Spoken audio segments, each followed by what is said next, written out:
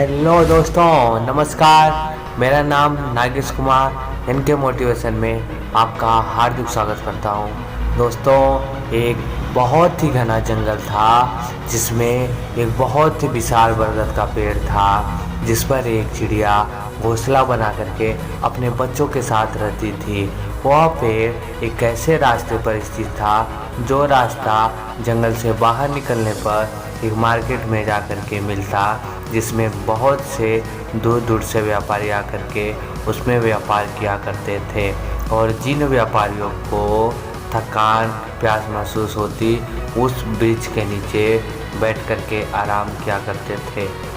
और चिड़िया वो लोगों से बात करती तथा अपने खाने पीने तथा आवश्यकता अनुसार चीज़ों को मांग भी लेती थी, जिससे उसका और के बच्चों का पालन पोषण हो सके। चिड़िया बहुत ही होशियार थी तथा बहुत ही आलसी भी थी। वह कम समय में ज़्यादा चीज़ें पाना चाहती थी और मेहनत भी कम करना चाहती थी। एक दिन एक ऐसा व्यापारी आकर के उस बरगद के नीचे आराम कर रहा था। तब तक उस व्यापारी के ऊपर चिड़िया की नज़र पड़ती है और वह चिड़िया उस व्यापारी के पास में आकर के उससे पूछती है कि आप इस बाज़ार में क्या बेचने जा रहे हैं।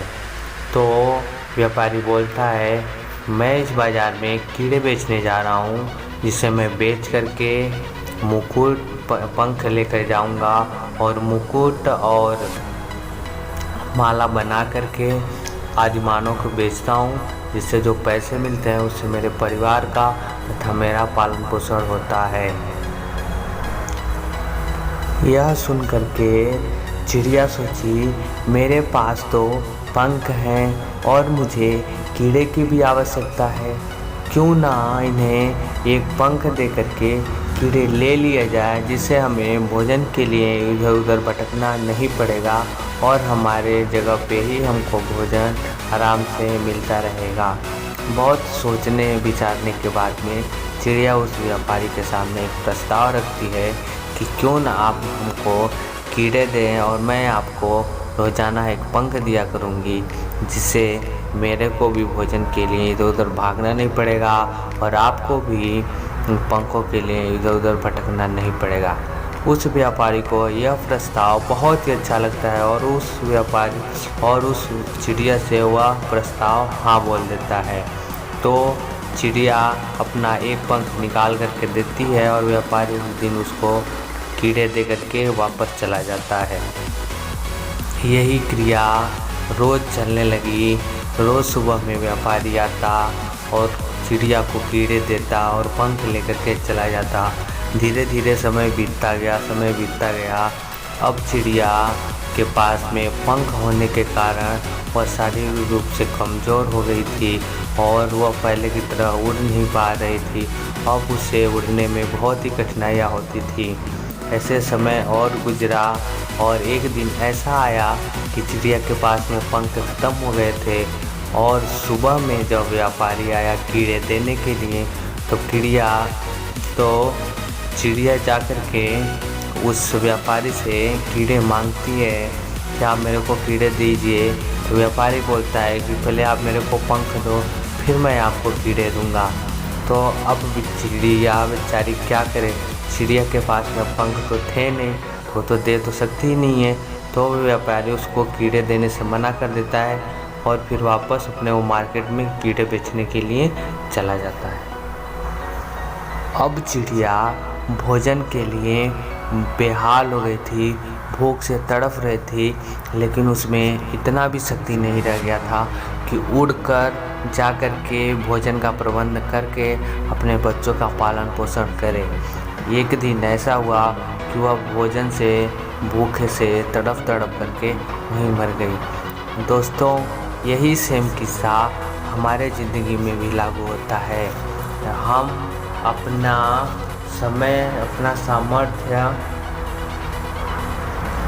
उस मालिक को देते हैं जो हमें कीड़े के जगह पे हमको पैसा देता है, जिससे हमारा पालन पोषण होता है।